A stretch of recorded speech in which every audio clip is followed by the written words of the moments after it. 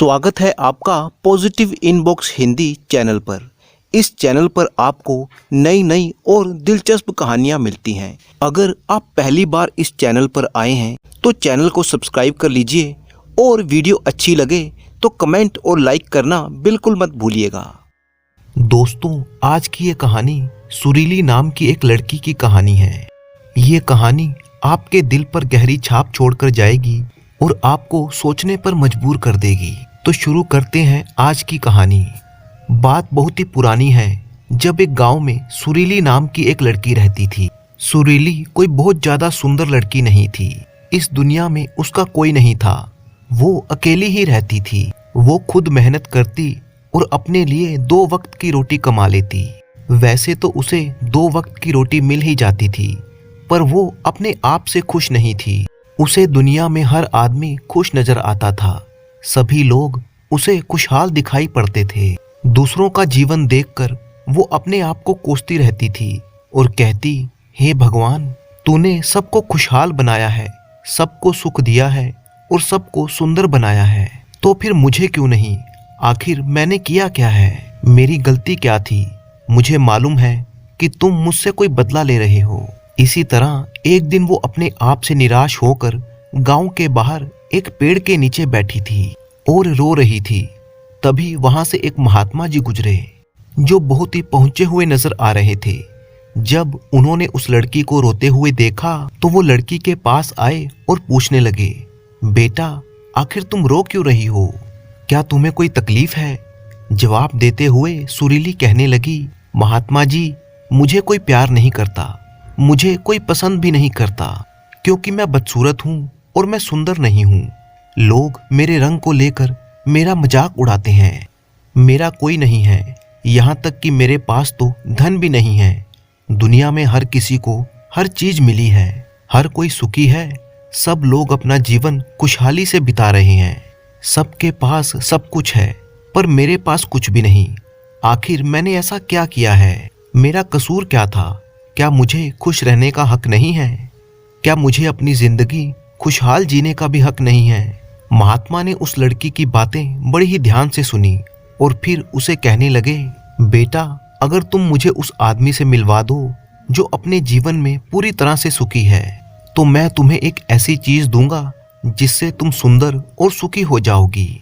महात्मा जी के मुंह से ऐसी बात सुनकर वो लड़की बहुत ही खुश हुई और तुरंत कहने लगी, महात्मा जी, क्या सचमुच ऐसा हो सकता है? महात्मा बोले, हाँ बेटा, बिल्कुल हो सकता है। और फिर सुरीली बड़ी ही खुशी से कहने लगी, अगर सचमुच ये संभव है तो मैं एक ऐसे आदमी को जानती हूँ जो बहुत ही सुखी है। मैं अभी उसको यहाँ पर लेकर आती हूँ। इतना कहकर सुरीली दौड़ी दौड़ी अपने मालिक के पास जा पहुंची, जिसके पास वो काम किया करती थी। वो एक किसान था। उसने किसान से कहा कि आप मेरे साथ चलें, मुझे एक महात्मा जी मिले हैं, आप मेरे साथ चलिए, मैं आपको एक महात्मा जी से मिलवाना चाहती हूँ। और उन्होंने मुझे कहा है कि अगर मैं उनके पास एक सुखी आदमी को लेकर जाऊंगी तो वो मुझे भी सुखी और सुंदर बना देंगे। किसान सुरीली की बात सुनकर दुखी हो गया और कहने लगा, भला मैं तुम्हें कहाँ से सुखी नजर आता हूँ? लड़की कहने लगी, आपके पास तो सब कुछ है, अच्छा खाना पीना है, रहने के लिए अच्छा मकान है, आपका अपना परिवार है, और तो और आपके पास तो इतना धन भी है, तो फिर आप दुखी कैसे हो सकते हैं? किसान जवाब देते हुए कहने लगा, बेटा, मेरी फसल आजकल अच्छी नहीं हो रही, इसीलिए मुझे अपनी फसल के अच्छे दाम भी नहीं मिल रहे। राजा को लगान भी देना पड़ता है और मेरे पास तो अब इतने पैसे भी नहीं बचे कि मैं अच्छे किस्म के बीज खरीद सकूं। इस बार तो बारिश में मेरी सारी फसल खराब हो चुकी है। अब तो मेरे हालात और भी ज्यादा खराब हो चुके हैं। ऐसे हालात में मैं सुखी कैसे रह सकता हूँ? जाओ, तुम किसी और को ढूंढ लो जो सचमुच सुखी हो। तब लड़की ने पूछा, तो फिर आप ही मुझे बता दीजिए कि आपके हिसाब से सबसे ज्यादा सुखी कौन है, जिसे मैं अपने साथ ले जा सकूं। किसान थोड़ी देर तक सोचता रहा और फिर कहने लगा, मुझे लगता है कि व्यापारी सबसे सुखी है, क्योंकि उसे फसल लगाने की कोई चिंता नहीं होती और ना ही फसल की देखभाल करने की। उन्हें तो सिर्फ फसल खरीदनी होती है। वो फसल कहीं से भी खरीद सकते हैं, वो किसी दूसरी चीज का व्यापार भी कर सकते हैं और इन चीजों का मौसम के साथ कोई लेना देना भी नहीं होता और वो हमसे कहीं ज्यादा पैसे भी कमाते हैं। लोग उनका आदर सत्कार भी करते हैं। मुझे तो लगता है कि इस दुनिया में सबसे ज्यादा सुखी व्यापारी ही होते हैं। तुम उन्हीं के पास जाओ। लड़की अपने मालिक की बात सुनकर दौड़ी दौड़ी एक व्यापारी के पास जा पहुंची और व्यापारी से कहने लगी, क्या आप मेरे साथ चल सकते हैं? मुझे एक महात्मा जी मिले हैं जिनसे मैं आपको मिलाना चाहती हूँ। उन्होंने कहा है कि अगर मैं उनको एक सुखी आदमी से मिलवाऊंगी तो वो मुझे भी सुखी और सुंदर बना देंगे। लड़की की बात सुनकर वो व्यापारी दुखी स्वर में कहने लगा, बेटी, हमारे जीवन में सुख कहाँ पर है? हर तरफ दुख ही दुख है। चोर, डाकू, सबसे सावधान रहना पड़ता है। व्यापार में भी काफी घाटा चल रहा है और तो और राजा भी हमसे कर वसूल करता है। इन सभी वजहों से व्यापार करने में बड़ी ही मुश्किल आ रही है। हमें तो सुरक्षा भी पूरी नहीं मिलती। जीवन में हर समय कोई ना कोई डर लगा रहता है। मुझे तो लगता है कि इस संसार में मुझसे ज्यादा दुखी और कोई नहीं है। लड़की ये सुनकर हैरान हुई और बोली कि आपके पास तो सब कुछ है, इतना धन है, जमीन जायदाद है, रहने के लिए बड़ा घर है, खाने पीने की कोई कमी नहीं है। इन सब के बावजूद भी आप दुखी कैसे हुए? ये तो बहुत ही अजीब बात है। मुझे तो लगता था कि आप ही सबसे सुखी हैं। खैर, कोई बात नहीं। आप मुझे कोई ऐसा आदमी बता दीजिए जो आपके मुताबिक सबसे ज्यादा सुखी हो, ताकि मैं उस आदमी को महात्मा जी के पास ले जा सकूं। व्यापारी कुछ देर तक सोचता रहा और फिर बोला, मुझे तो लगता है कि राजा के अधिकारी यानी राज अधिकारी बहुत ही सुखी हैं, क्योंकि उनका संबंध सीधा राजा से होता है, क्योंकि उनके पास अधिकार होते हैं और वो धनवान भी होते हैं। वो चोर और डाकुओं से बिल्कुल भी नहीं डरते। वो तो हमसे भी धन वसूल कर लेते हैं और हमें भी उनके आदर में झुकना पड़ता है। सारे लोग उनका बहुत ही सत्कार करते हैं। मुझे तो लगता है कि उनके जीवन में कोई दुख नहीं होगा। वही लोग सबसे ज्यादा सुखी हैं। काश मैं भी राजा का एक अधिकारी होता तो मेरा जीवन भी बहुत ही सुख से बीतता। सुरीली कहने लगी, क्या आप किसी अधिकारी को जानते हैं? क्या आप मुझे उनसे मिलवा सकते हैं? मैं उनको अपने साथ ले जाऊंगी। अगर वो सबसे सुखी हुए तो महात्मा जी मुझे कोई ऐसी चीज देंगे जिससे मैं भी सुखी और सुंदर बन जाऊंगी। व्यापारी को सुरीली पर बड़ी ही दया आई और उसने उसे एक राज अधिकारी से मिलवा दिया जिसे वो जानता था। सुरीली अधिकारी से मिली और कहने लगी, क्या आप मेरे साथ चल सकते हैं? मुझे एक महात्मा जी मिले हैं। सुरीली ने सारी बात उस अधिकारी को बता दी। राज अधिकारी उसकी सारी बात सुनने के बाद बोला कि तुम्हें किसने कह दिया कि मैं सबसे ज्यादा सुखी आदमी हूँ? मेरे जैसा दुखी इंसान तो इस पूरी दुनिया में कोई नहीं होगा, क्योंकि तुम्हें तो कुछ पता ही नहीं है कि हमारे ऊपर कितना दबाव होता है, हम पर कितनी जिम्मेवारियां होती हैं। राजा के हर आदेश को पूरा करवाना पड़ता है और वो आदेश भी इतनी आसानी से पूरे नहीं होते। उन आदेशों को पूरा करने के लिए हमें कई मुश्किलों का सामना करना पड़ता है। यहाँ तक कि राजा कभी भी कोई भी आदेश जारी कर देता है और हमें उस आदेश को लागू करना पड़ता है। जनता का गुस्सा और बाकी सारी मुश्किलें, ये सब कुछ हमें ही झेलने पड़ते हैं। और तुम्हें लगता है कि मैं सुखी हूँ? कभी भी नहीं। अगर वो महात्मा जी तुम्हें सुखी कर दें तो तुम मुझे भी उनसे मिलवा देना। मैं भी सुखी होना चाहता हूँ। मैं भी अपना जीवन खुशी खुशी बिताना चाहता हूँ। वो लड़की हैरान होकर राज अधिकारी से कहने लगी, जहाँ तक मैं सोचती थी कि आप इस दुनिया में सबसे सुखी हैं, परंतु आप भी सुखी नहीं हैं। आपको क्या लगता है कि इस दुनिया में कोई ऐसा इंसान है जो सबसे ज्यादा सुखी हो? लड़की की बातें सुनकर वो राज अधिकारी कहने लगा, हाँ, मुझे लगता है कि इस पूरे राज्य में केवल एक ही आदमी सुखी है और वो है इस राज्य का राजा। मुझे तो सिर्फ वही सुखी लगते हैं, क्योंकि उन्हें किसी की सुननी नहीं पड़ती। वे अपनी मर्जी के मालिक हैं और हम सब पर आदेश चलाते हैं। सभी लोग उसके सामने झुकते हैं। उसके पास ना तो धन की कमी है और ना ही जमीन जायदाद की। बस यूं समझो, सारी धरती को उन्होंने जीत लिया है।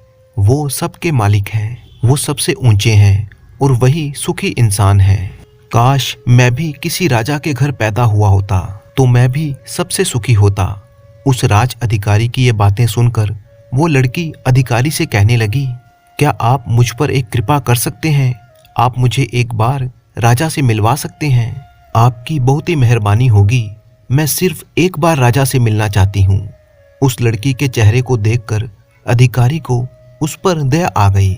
वो कहने लगा, चलो ठीक है, मैं आज राज दरबार में ही जा रहा हूँ, तुम भी मेरे साथ चलो। वहां पर तुम्हें राजा से जो भी पूछना हो वो पूछ लेना। इतना कहकर राज अधिकारी उस लड़की को अपने साथ राज दरबार में ले गया। राज दरबार में पहुंचकर राज अधिकारी ने राजा के सामने उस लड़की की विनती रखी। राजा उस लड़की की बात सुनने के लिए तैयार हो गया और फिर सुरीली को राज दरबार में बुलाया गया। राजा सुरीली से कहने लगा, तुम बिना किसी डर के मुझे अपनी बात बता सकती हो। तुम्हें क्या कहना है और तुम मुझसे क्या पूछना चाहती हो? वो लड़की थोड़ा घबराते हुए और डरते डरते बोली, महाराज, मैं एक सुखी आदमी की तलाश में हूँ। मुझे एक महात्मा जी मिले हैं और उन्होंने मुझे कहा है कि अगर मैं उनके पास एक ऐसे आदमी को लेकर जाऊं जो इस दुनिया में सबसे सुखी है, तो वो महात्मा जी मुझे एक ऐसी चीज देंगे जिससे मैं भी सुखी और सुंदर बन जाऊंगी। काफी लोगों से मिलने के बाद मुझे इस बात का पता चला है कि आप ही इस दुनिया में सबसे ज्यादा सुखी आदमी हो। तो क्या आप मेरे साथ उन महात्मा जी को मिलने चलेंगे? आपका मुझ पर बहुत ही उपकार होगा। राजा ने उस लड़की की बात बड़ी ही ध्यान से सुनी और फिर जोर से ठहाका लगाकर हंसने लगा। अच्छा, तो जैसा सबको लगता है, तुम्हें भी यही लगता है कि मैं इस दुनिया का सबसे ज्यादा सुखी आदमी हूँ। परंतु अगर कोई मुझसे पूछे कि इस दुनिया का सबसे दुखी आदमी कौन है, तो मैं कहूँगा कि वो मैं हूँ। बेटा, मेरे पास नींद नहीं है, मेरे पास आराम नहीं है, मैं ठीक ढंग से सो भी नहीं सकता। मेरी सुरक्षा में लगे अंगरक्षक हमेशा मेरे आसपास रहते हैं, उनके बिना मैं कहीं जा भी नहीं सकता। जैसे ही कोई आवाज आती है, मेरी नींद टूट जाती है। हमेशा एक डर बना रहता है क्योंकि मेरे दुश्मन मेरे ही घर में हैं। मुझे ये भी नहीं मालूम कि कौन कहाँ मुझ पर वार कर सकता है। यहाँ पर राज दरबार में बैठे हुए सभी लोगों के बीच पता नहीं कौन मेरा दुश्मन है। यहाँ पर बैठा हुआ हर आदमी मेरे ही दरबार का है, परंतु मुझे हर किसी पर शक करना पड़ता है। हर सांस मुझे भारी लगती है। इतने बड़े राज्य की जिम्मेवारी निभाना कोई आसान बात नहीं है। तुम्हें लगता होगा कि राजा के पास सभी ऐशो आराम है, धन है, दौलत है, इसलिए राजा तो हमेशा खुश और सुखी रहता होगा। पर मैं तुम्हें बता दूं कि ये सब चीजें सुख नहीं देती। राजा की बातें सुनकर लड़की कहने लगी, मुझे माफ करिएगा महाराज, अगर धन, दौलत, ऐशो आराम ये सब सुख नहीं दे सकते तो सुंदरता तो सुख दे ही सकती है, क्योंकि सुंदर लोगों को सभी लोग प्यार करते हैं, उन्हें हर कोई इज्जत देता है। राजा ने मुस्कुराकर जवाब दिया, बेटा, अक्सर मैंने देखा है कि जो लोग चेहरे से सुंदर होते हैं वो दिल के साफ नहीं होते, उनके दिल सुंदर नहीं होते। वे लोग तो सिर्फ एक मुखौटा लगाए हुए घूमते हैं। वो दूसरों को तो दिखाते हैं कि वो कितने सुंदर हैं, परंतु समय सबकी सुंदरता छीन लेता है। यानी चेहरे की सुंदरता समय बीतने के साथ साथ खत्म हो जाती है। असली सुंदरता तो मनुष्य के मन में होती है। जो मन से सुंदर है वो हमेशा सुंदर रहता है। तब लड़की कहने लगी, महाराज, आप ही बताइए कि आपके अनुसार इस संसार में सबसे ज्यादा सुखी और सुंदर कौन है? राजा हंसते हुए कहने लगा, मेरे अनुसार तो वो गरीब आदमी जो 2 वक्त की रोटी कमा लेता है, जिसे कोई चिंता नहीं, कोई बंधन नहीं, जो कहीं पर भी घूम सकता है, जिसे कुछ भी लुट जाने का डर नहीं, जिसे रात को नींद अच्छी आती है, उसी को मैं सबसे ज्यादा सुखी समझता हूँ। और मैंने तुम्हें देखा है कि तुम ही सबसे ज्यादा सुखी हो। तुम्हारे पास नींद है, अच्छा दिल है, चारों तरफ खुली हुई राहें हैं, तुम अपनी मर्जी से कहीं भी आ जा सकती हो। तुम्हारे पास कोई डर नहीं, कोई साजिश नहीं, कोई चिंता नहीं, सिर्फ जीवन है, खुला जीवन। मेरे अनुसार तो तुम ही सबसे ज्यादा सुखी हो। राजा की ये सब बातें सुनकर लड़की एक बार सोच में पड़ गई और फिर उसे इस बात का एहसास हो गया कि सचमुच वो ही सबसे ज्यादा सुखी है। अब वो जो भी थी, जैसी भी थी, उसे अपने आप पर गर्व होने लगा। सारा दिन इधर से उधर भटकने के बाद अब मानसिक तौर पर वो शांत हो चुकी थी। वो वापस लौटकर उन महात्मा जी के पास आई और कहने लगी, महात्मा जी, जब मैं यहाँ से गई थी तो मुझे लग रहा था कि मैं ही सबसे ज्यादा दुखी हूँ और मैं ही सबसे ज्यादा बदसूरत हूँ। पर जैसे जैसे मैं लोगों से मिलती गई, मुझे इस बात का एहसास हो गया कि इस दुनिया में सबसे ज्यादा सुखी इंसान तो मैं ही हूँ। हाँ, ये बात अलग है कि मैं आपके पास किसी भी सुखी आदमी को नहीं ला सकी, क्योंकि मुझे लगता था कि मेरे अलावा सभी लोग सुखी हैं। परंतु अब बात बिल्कुल उल्टी हो गई है। मुझे छोड़कर यहाँ पर सभी दुखी हैं। हर किसी को कोई ना कोई डर है। किसी चीज को खो देने का डर है, कुछ ना पाने का डर है, अपना जीवन खुल के ना जी पाने का डर है।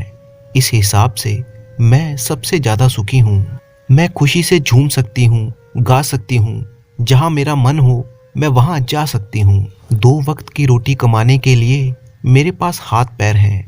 मुझे किसी बात की कोई चिंता नहीं। मेरे पास कुछ भी ऐसा नहीं है जिसे मुझे खो देने का डर हो। ये सारी बातें सुनकर महात्मा जी कहने लगे, आखिरकार तुम्हें वो सुख और सुंदरता मिल ही गई। आज से तुम सुखी और सुंदर हो। ये कहकर महात्मा जी वहां से चले गए। सुरीली भी अब ये जान चुकी थी कि वो सबसे सुंदर और सुखी है। अब उसे किसी बात का कोई दुख नहीं था। वो कभी भी अपने आप पर अफसोस नहीं करती थी, बल्कि वो अपने आप में खुश रहने लगी। उसके मन में ये गर्व था कि वो जो भी है बिल्कुल ठीक है। दोस्तों, कई बार हमें भी यही लगता है कि हमारे पास कुछ भी नहीं है, बल्कि दूसरों के पास सब कुछ है। उनका जीवन बहुत ही सुखी है, परंतु असल में ये सिर्फ हमारे देखने का नजरिया है। असली सुख तो हमारे अंदर ही है, और वो है संतोष। अगर हम अपने आप से संतुष्ट हैं तो कोई भी दुख हमें डरा नहीं सकता। पर हमारी सबसे बड़ी तकलीफ यही है कि हम अपने आप को नहीं, बल्कि दूसरों को अपने आप से बड़ा देखते हैं। दूसरों को खुश देखकर हमारे अंदर ईर्ष्या पैदा हो जाती है और हमें लगता है कि हमें छोड़कर सभी लोग खुश हैं। हमें इस बात की तकलीफ होती है कि दूसरों के पास इतना सब कैसे है और क्यों है, और हमारे पास नहीं है। ये सिर्फ हमारी सोच है। जैसा कि राजा ने कहा था कि असल सुख कहीं और नहीं, बल्कि हमारे अंदर ही है। हमारे पास जो भी है, अगर हम उसमें संतुष्ट रहें तो कोई भी दुख हमें परेशान नहीं कर सकता। परंतु अगर हम हमेशा यही सोचेंगे कि हमारे पास कौन सी चीज नहीं है, तो हम हमेशा दुखी ही रहेंगे। एक गांव में पुरुषोत्तम नाम का एक गरीब आदमी रहता था। वो इतना गरीब था कि उसके परिवार को 2 समय की रोटी भी नहीं मिल पाती थी। एक दिन धन कमाने की इच्छा को लेकर वह एक दूसरे राज्य की ओर चल पड़ा। उसने जरूरत की कुछ चीजें अपने साथ रख ली। चलते चलते जब वह जंगल के रास्ते से गुजर रहा था तो उसे एक कुआं नजर आया। कुएं को देखकर उसे प्यास लगने लगी। जब पुरुषोत्तम ने कुएं में झांक कर देखा तो कुएं के अंदर एक शेर, एक सांप और हाथ में खंजर लिए हुए एक आदमी खड़ा था। ऊपर से किसी आदमी को झांकता हुआ देखकर शेर बोलने लगा, अरे भाई, तुम कौन हो? बड़े ही अच्छे समय पर आए हो। मेहरबानी करके मुझे इस कुएं से बाहर खींच लो। मैं कई दिनों से इस कुएं में पड़ा हुआ हूँ। मुझे इस कुएं से निकाल दो। मेरे ऊपर उपकार करो। शेर की ऐसी प्रार्थना सुनकर पुरुषोत्तम कहने लगा, क्या तुम मुझे बेवकूफ समझते हो?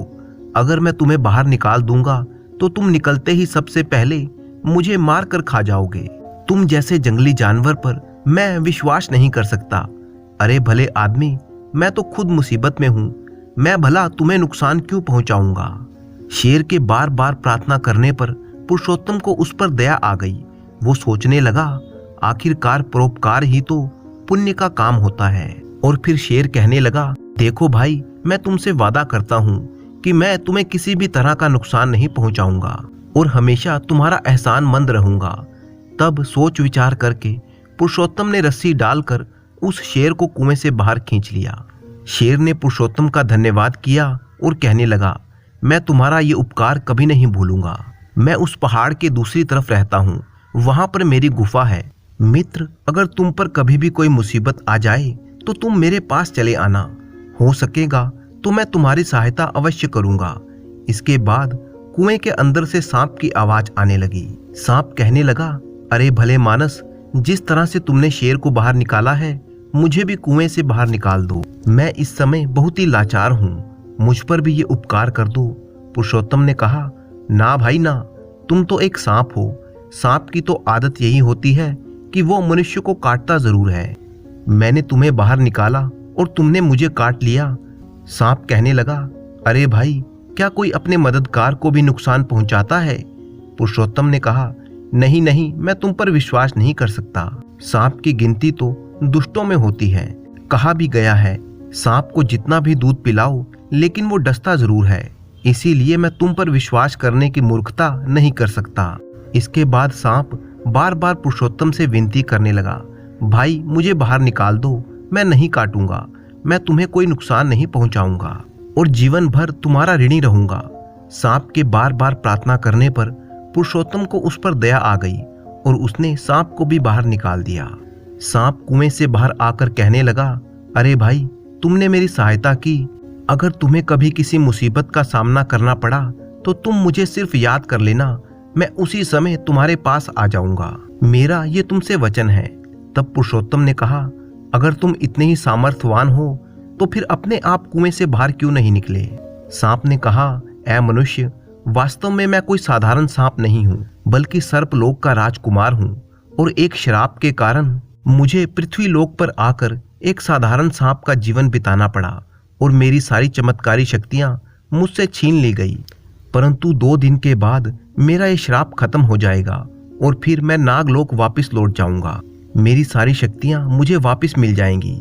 इसीलिए अगर तुम्हें कभी भी सहायता की आवश्यकता हो तो तुम मुझे ये कहकर पुकारना कि नागराज प्रकट हो। ऐसा तुम 3 बार कहोगे तो तुम जहां पर भी रहोगे मैं वहीं तुम्हारे सामने प्रकट हो जाऊंगा। इसके बाद सांप भी कुएं के नजदीक ही बैठ गया। तो पुरुषोत्तम ने कहा, ठीक है सर्पराज, अगर ऐसा कोई समय आएगा तो मैं अवश्य ही तुम्हें याद करूंगा। इसके बाद तभी कुएं में से आदमी की आवाज आई और वो कहने लगा, अरे भाई, मुझे भी तो कुएं से बाहर निकाल दो, मैं तुम्हारा हमेशा ऋणी रहूंगा। पुरुषोत्तम जैसे ही उस आदमी को कुएं से बाहर निकालने के लिए आगे बढ़ा तो सांप कहने लगा, भाई तुम इस आदमी की सहायता मत करो, ये तुम्हारी बिरादरी का जरूर है लेकिन ये बहुत ही बड़ा गुण चोर है। इसके बाद शेर भी यही बात कहने लगा कि भाई, ये आदमी तुम्हें नुकसान पहुंचा सकता है, ये बहुत ही बड़ा गुण चोर आदमी है।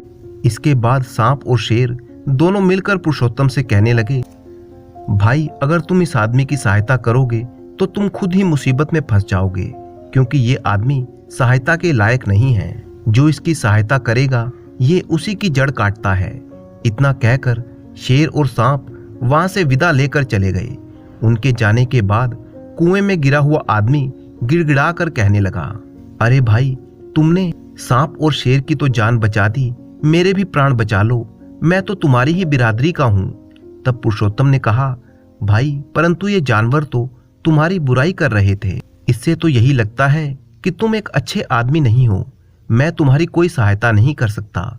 वो दूसरा आदमी कहने लगा, अरे भाई, तुम इन जानवरों की बातों में मत आओ, मैं तो बड़ी ही मुश्किल से इस खंजर की सहायता से अपने प्राण बचाए हुए हूँ, वरना ये जानवर मुझे अवश्य ही नुकसान पहुंचाते, शायद इसीलिए ये मेरी बुराई कर रहे थे।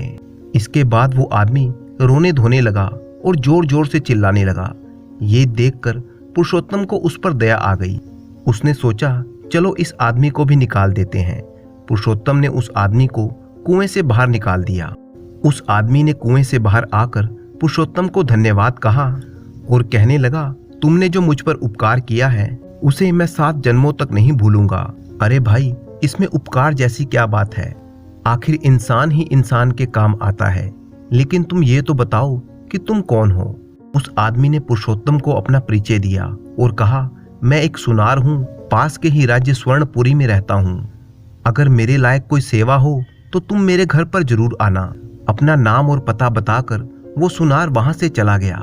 इसके बाद पुरुषोत्तम ने भी कुएं से पानी पिया और अपनी राह पर चल पड़ा।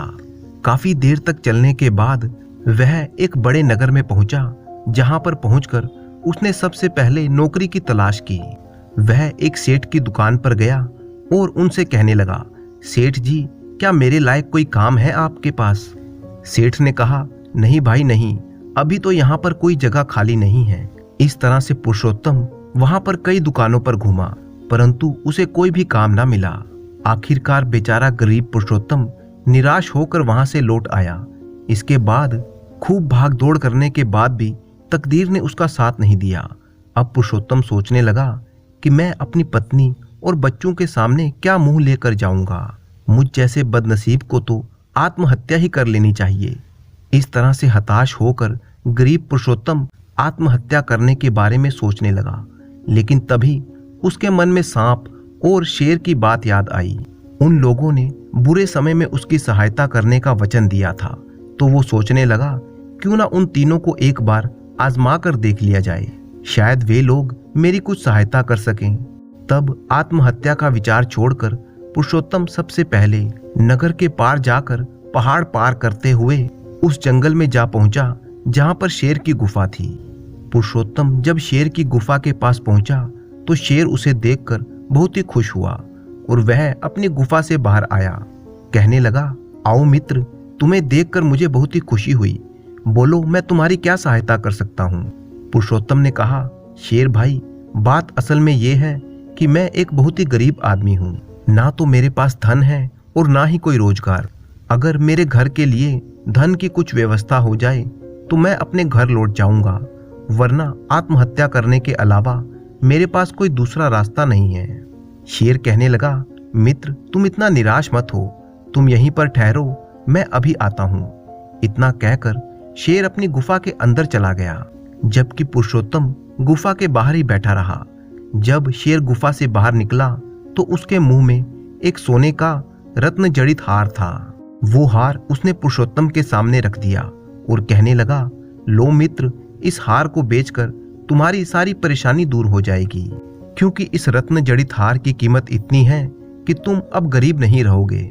उस हार को देखकर पुरुषोत्तम की आंखों में चमक आ गई। उसने वो हार उठाया और अपनी पोटली में बांध लिया। वह शेर से कहने लगा, मित्र, तुमने सचमुच आज मेरी सहायता की है और मेरा जीवन बचाया है। और इस तरह से शेर का धन्यवाद करने के बाद पुरुषोत्तम ने वहां से विदा ली। वह अपने घर की तरफ लौट चला। अपने घर की तरफ लौटते समय पुरुषोत्तम का मन अब खुशी से फूला नहीं समा रहा था। आखिरकार उसकी यात्रा जो सफल हो गई थी। पुरुषोत्तम ने सोचा कि इस हार को अच्छे दामों में बेचकर घर लौट जाऊंगा। मुझे वापस घर पे आया देखकर मेरी पत्नी और बच्चे बहुत ही खुश होंगे। इस हार की बिक्री से खूब सारा धन मिलेगा और अब हम सुख के दिन बिता सकेंगे। इस तरह से सोचता हुआ पुरुषोत्तम चला जा रहा था। तभी उसके मन में दूसरा विचार आया कि ये हार बेचूं तो बेचूं कहाँ। अचानक पुरुषोत्तम को उस सुनार की याद आ गई जिसको उसने कुएं से बाहर निकाला था। सोचने लगा, मैंने उसकी जान बचाई थी, इस मामले में वो मेरी सहायता जरूर करेगा। पुरुषोत्तम ने सुनार की सहायता लेने का निश्चय किया और स्वर्णपुरी राज्य की तरफ चल पड़ा। वहां पहुंचकर वो सीधा सुनार के घर पहुंचा। सुनार ने जब पुरुषोत्तम को अपने घर पर आया हुआ देखा तो उसका दिल खुश हो गया। वो कहने लगा, कहो मित्र, आज कैसे आना हुआ? पुरुषोत्तम ने जवाब दिया, मित्र, मैं तुम्हारे पास एक बहुत ही जरूरी काम से आया हूँ। हाँ मित्र, कहो, मैं किस प्रकार से तुम्हारी सहायता कर सकता हूँ? अरे भाई, मेरे पास एक हार है और मैं चाहता हूँ कि तुम अच्छे दामों पर इस हार को बिकवा दो। इतना कहकर पुरुषोत्तम ने वो हार निकालकर सुनार को दिखाया। हार को देखते ही सुनार सोचने लगा, ये इतना कीमती हार भला इस गरीब पुरुषोत्तम के पास कहाँ से आया? यह तो राजकुमार का हार है और राजकुमार शिकार पर जाने के बाद आज तक वापस नहीं लौटा, और ये हार तो मैंने ही राजकुमार को बनाकर दिया था। अब सुनार सोचने लगा कि राजा ने तो इस बात की घोषणा कर रखी है कि जो भी उसके पुत्र का पता लगाएगा उसे ढेर सा इनाम दिया जाएगा। सुनार के मन में राजा द्वारा घोषित किए हुए इनाम का लालच जाग गया।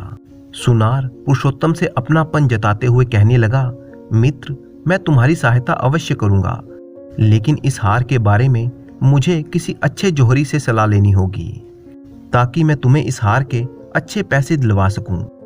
इतना कहकर वो हार सुनार ने अपने पास रख लिया और बाहर जाने की तैयारी करने लगा। सुनार ने पुरुषोत्तम से कहा, मित्र तुम कुछ देर के लिए यहीं पर ठहरो, मैं जौहरी से मिलकर आता हूँ। और फिर वो अपनी पत्नी से कहने लगा, भाग्यवान ये मेरा मित्र है, इसे तुम भोजन करवाओ और उसके आराम की व्यवस्था करो, जरा मैं बाहर होकर आता हूँ। इतना कहकर सुनार अपने घर से चला गया और वह सीधा राजा के दरबार में जा पहुंचा। राजा को प्रणाम करते हुए सुनार कहने लगा, महाराज मैं आपके पास एक बहुत ही विशेष काम से आया हूँ। तब सुनार ने वो हार राजा को सौंपते हुए कहा, महाराज ये वही हार है जिसे राजकुमार के लिए मैंने स्वयं अपने हाथों से बनाया था। एक आदमी इसे बेचने के लिए मेरे पास आया है, मैं उस आदमी को अपने घर पर बिठा कर आया हूँ। हार को देखते ही राजा ने हार को पहचान लिया और कहने लगा, जरूर उसी आदमी ने मेरे बेटे को मारा होगा, वो मेरे बेटे का कातिल है। राजा क्रोध में आग बबूला हो गया और कहने लगा, कौन है वो शैतान जिसने मेरे बेटे की हत्या की है और मेरे बेटे का ये हार चुरा लिया। तब सुनार कहने लगा, राजन वो एक गरीब आदमी पुरुषोत्तम है, वह अभी इसी समय मेरे घर पर बैठा हुआ है। राजा ने गुस्से में पागल होते हुए अपने सेनापति को आदेश दिया कि वो सुनार के घर जाकर उस आदमी को तुरंत पकड़ कर लेकर आए। सेनापति उसी समय सैनिकों को अपने साथ लेकर पुरुषोत्तम को पकड़ कर ले आया। उसे राजा के दरबार में पेश किया गया। तब राजा ने आदेश दिया कि ये गरीब आदमी राजकुमार का कातिल है, इसे तुरंत कारागार में डाल दिया जाए। राजा के सिपाहियों ने पुरुषोत्तम को ले जाकर कारागार में डाल दिया। जब सैनिक जाने लगे तब पुरुषोत्तम ने कहा, मुझे राजकुमार का कातिल क्यों ठहराया गया है, मैं तो बिल्कुल निर्दोष हूँ। सिपाही कहने लगा, अगर तुमने राजकुमार की हत्या नहीं की तो फिर राजकुमार का ये हार तुम्हारे पास कैसे आ गया? और जिस सुनार को तुम ये हार बेचना चाहते थे उसी सुनार ने ये हार राजकुमार के लिए बनाया था और उसने ही आकर यहाँ पर ये सूचना दी थी, इसीलिए तुम पकड़ में आ गए। अब तुम बच नहीं सकते, कुछ ही दिनों के बाद राजा तुम्हें फांसी दे देंगे। इतना कहकर सैनिक वहां से चले गए। सैनिकों के जाने के बाद पुरुषोत्तम सोचने लगा कि इस सुनार ने तो मुझे बहुत बड़ी मुश्किल में डाल दिया, अब मैं क्या करूं? इस राज्य में तो मेरा कोई मददगार भी नहीं है, हे प्रभु मेरी रक्षा करो। अब पुरुषोत्तम सोचने लगा कि अगर मुझे फांसी हो गई तो मेरी पत्नी और मेरे बच्चों का क्या होगा? तभी अचानक पुरुषोत्तम को उस सांप का वचन याद आया जिसे उसने कुएं से निकाला था। अगले ही पल पुरुषोत्तम ने हाथ जोड़कर 3 बार सांप को बुलाया और कहने लगा, सर्पराज मेरी सहायता कीजिए, आपने मुझे वचन दिया था कि मुश्किल के समय में आप मेरी सहायता करेंगे। 3 बार पुकारने पर नागराज पुरुषोत्तम के सामने प्रकट हो गया और कहने लगा, मित्र तुमने मुझे कैसे याद किया? पुरुषोत्तम ने बताया, मित्र मैं एक बहुत ही बड़ी मुसीबत में फंस गया हूँ और राजा ने मुझे जबरदस्ती कारागार में डलवा दिया है, एक ऐसे अपराध की सजा सुना दी है जो मैंने किया ही नहीं। सांप ने कहा, ऐसा कैसे हो सकता है भाई? तब पुरुषोत्तम ने शेर के द्वारा उसे हार देने और राजा के द्वारा उसे गिरफ्तार करने का सारा किस्सा कह सुनाया और बड़े ही करुण स्वर में कहने लगा, मित्र अब तुम ही मुझे बचा सकते हो, तुमने मुझे वचन दिया था कि मुसीबत के समय तुम मेरे काम आओगे, अब तो मेरी जान पर बन आई है। सर्प कहने लगा, मित्र मैंने तो तुम्हें पहले ही कहा था कि वो आदमी 1 नंबर का गुण चोर है, उस आदमी की सहायता मत करना, वो तुम्हारे लिए मुसीबत बन सकता है। और फिर सांप पुरुषोत्तम से कहने लगा, मित्र अब मेरी बात को ध्यान से सुनो और हमेशा इन बातों को अपने जीवन में याद रखना कि जो आदमी धन का लालची हो उस पर कभी विश्वास मत करना, जो आपका पूर्व का बैरी हो उस पर भी कभी यकीन नहीं किया जा सकता, और अनेक स्त्रियों और पुरुषों में मन लगाने वाला चाहे वो स्त्री हो या पुरुष तुम्हें धोखा अवश्य देगा। इन 3 तरह के लोगों से कभी भी दोस्ती नहीं करनी चाहिए, क्योंकि चाहे कितनी भी गहरी दोस्ती हो ये 3 तरह के लोग तुम्हें धोखा अवश्य देंगे। इन पर कभी भी आंख बंद करके विश्वास नहीं करना चाहिए। अब तुमने मुझे सहायता के लिए बुलाया है तो मैं तुम्हारी सहायता अवश्य करूंगा। और वो कहने लगा कि मैंने एक उपाय सोच लिया है, मैं चुपके से रानी के कमरे में जाकर उसे डस लूंगा, लेकिन मैं उसमें इस तरह से विष डालूंगा कि मेरे विष के प्रभाव से वो बेहोश हो जाएगी, फिर चाहे कोई कितना भी प्रयास कर ले वो होश में नहीं आएगी और उसे होश में लाने का काम सिर्फ तुम ही कर सकोगे। और उसका इलाज बिल्कुल साधारण होगा। तुम राजा के बागीचे में से एक गुलाब का फूल तोड़कर उसे मसल कर रानी के माथे पर लगा देना। ऐसा करते ही रानी को होश आ जाएगा। राजा खुश होकर तुम्हें छोड़ देगा, क्योंकि राजा अपनी रानी से बहुत ही प्यार करता है। वह उसे जिंदा रखने के लिए कुछ भी कर सकता है। वो सांप पुरुषोत्तम से इतना कहकर जेल की कोठरी से निकलकर रानी के कक्ष में जा पहुंचा और अगले ही पल उसने रानी को डस लिया। रानी तुरंत उठ बैठी और चिल्लाने लगी। सांप खिड़की के रास्ते बाहर निकल गया। रानी चीखती चिल्लाती हुई कक्ष में जमीन पर गिर पड़ी। राजा के नौकरों ने रानी को गिरता हुआ देखा तो वे दौड़कर रानी के पास पहुंचे। रानी ने चिल्लाकर बताया कि मुझे सांप ने काट लिया है, और इसके बाद रानी बेहोश हो गई। नौकरों ने तुरंत जाकर राजा को सूचित किया कि महारानी को एक जहरीले सांप ने डस लिया है। जब ये खबर राजा को मिली तो उसने तुरंत अपने सेवकों को बुलाकर राजवैद्य को अपने पास बुलाया और राजवैद्य से कहने लगा, वैद्य जी, मेरी पत्नी को बचा लीजिए। इसे किसी जहरीले सांप ने डस लिया है। यदि महारानी को कुछ हो गया तो मैं भी जीवित नहीं रहूंगा। तब वैद्यराज ने कई तरह की औषधियां बनाई और महारानी को दी, लेकिन उपचार का कोई लाभ नहीं हो रहा था। तब वैद्य ने कहा, महाराज, महारानी जी का इलाज अब मुझसे संभव नहीं है, क्योंकि रानी जी को जिस सांप ने काटा है वो बहुत ही जहरीला है। मेरी कोई भी औषधि अब काम नहीं कर रही। और फिर राजवैद्य ने राजा को दिलासा देते हुए कहा, लेकिन आप निराश मत होइए, अभी वक्त है। आप किसी दूसरे वैद्य या हकीम को बुलाकर लाइए। शायद उनके पास कोई ऐसी औषधि हो जिससे रानी ठीक हो जाए। अगले ही पल राजा ने मंत्री को आदेश दिया कि महामंत्री, फौरन ये ऐलान करवा दिया जाए कि जो भी हमारी रानी का इलाज करेगा और उसको ठीक कर देगा, उसे मुंह मांगा इनाम दिया जाएगा। इसके बाद मंत्री ने तुरंत पूरे राज्य में घोषणा करवा दी। आदेश का ऐलान होते ही कई वैद्य और हकीम राजमहल में पहुंच गए। महारानी को तरह तरह की औषधियां दी जाने लगी, लेकिन इतने उपचार के बाद भी महारानी की बेहोशी वैसे की वैसे ही बनी रही। और फिर एक एक करके सारे वैद्य वापस लौट गए। सब तरह की औषधियां देकर भी सब हार चुके थे। अब तो भगवान ही महारानी को बचा सकते थे। सभी वैद्यों और हकीमों का ऐसा निराशापूर्ण उत्तर सुनकर राजा का दिल टूट गया। वह मन ही मन में घबराने लगा और कहने लगा, हे भगवान, महारानी ये कैसी मुसीबत में फंस गई। उधर जेल की कोठरी में बंद पुरुषोत्तम ने जब राजा के ऐलान के बारे में सुना तो उसने पहरेदार से कहा कि मुझे रानी के पास ले चलो, मैं रानी को ठीक कर सकता हूँ। पहरेदार कहने लगा, अरे भाई, अच्छे अच्छे वैद्य और हकीम उन्हें ठीक नहीं कर सके तो तुम एक हत्यारे होकर उन्हें कैसे ठीक करोगे। पुरुषोत्तम ने उससे विनती की कि अगर आप मुझे एक बार महाराज के पास ले चलिए तो मैं सच कहता हूँ, मैं रानी जी को बचा लूंगा। तब पहरेदार ने ये खबर राजा के पास पहुंचवाई। राजा ने तुरंत पुरुषोत्तम को अपने पास बुलाया और राजा ने उससे कहा कि जल्दी से तुम मेरी रानी का जहर उतार दो। अगर तुम ऐसा नहीं कर पाए तो मैं अभी के अभी तुम्हारा सिर कटवा दूंगा। पुरुषोत्तम कहने लगा, ठीक है महाराज, मुझे मंजूर है। पुरुषोत्तम के विश्वास दिलाने पर पुरुषोत्तम को रानी के पास ले जाया गया। पुरुषोत्तम ने कहा, महाराज, सबसे पहले मैं आपके शाही बगीचे में जाना चाहता हूँ। शाही बगीचे में जाकर पुरुषोत्तम ने वहां से एक गुलाब का फूल तोड़ा और महल में वापस आकर उस फूल को मसल मसल कर रानी के माथे पर लगा दिया। अगले ही पल महारानी बिस्तर से उठ खड़ी हुई और महारानी के बदन का नीलापन भी अब गायब हो चुका था। उसका चेहरा पहले की तरह से चमकने लगा। राजा ने रानी से कहा, आप इस गरीब पुरुषोत्तम की वजह से जीवित हुई हैं। और फिर राजा ने रानी के ठीक हो जाने की खुशी में पुरुषोत्तम को क्षमा कर दिया। राजा ने जब उससे उसकी असलियत पूछी तो पुरुषोत्तम ने सारी बातें स्पष्ट रूप से उसे बता दी। तब राजा ने पुरुषोत्तम को खूब सा धन देकर उसे अपने राज्य से विदा किया, जबकि सुनार को पकड़कर जेल में डाल दिया गया। तो दोस्तों, मुझे पूरी उम्मीद है कि आपको ये कहानी पसंद आई होगी। तो फिर कहानी को लाइक कीजिए, चैनल को सब्सक्राइब कीजिए, अच्छे अच्छे कमेंट करना बिल्कुल मत भूलिएगा। तो मिलते हैं आपसे किसी अगली कहानी में। तब तक के लिए अपने दोस्त राणा मंजीत सिंह को अनुमति दीजिए।